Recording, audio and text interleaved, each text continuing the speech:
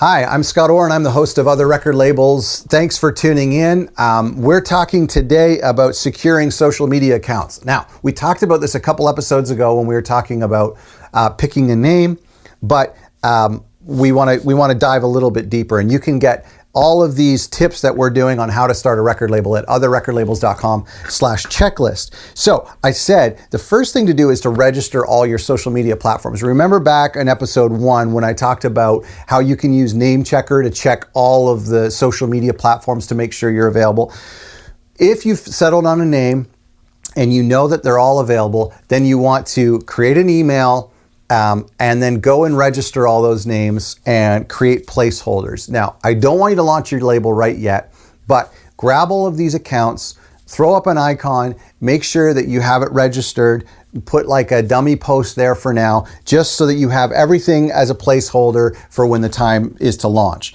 Like I said at the beginning, and I want to remind you, it's so important, is to use the same account name for every platform. That's really going to create brand awareness, familiarity. It's going to create,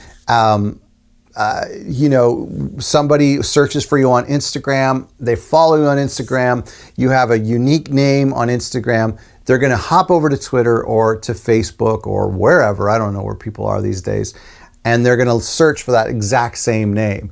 And you better show up with the same. There's such a professionality to having the same username across the board. I think it's really important. And then something we talked about last episode when we were talking about branding is to use consistent branding for all the banners and icons. Social media is so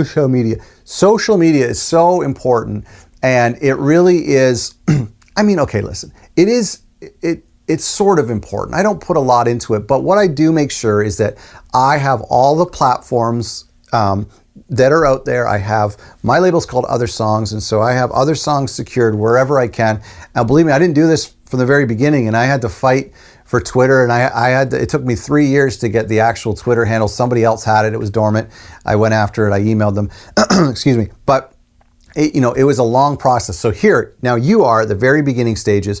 Look at the social media and think about it really, confidently, and make sure you get all of the handles, make it look consistent, put your icon, your logo across all of the handles.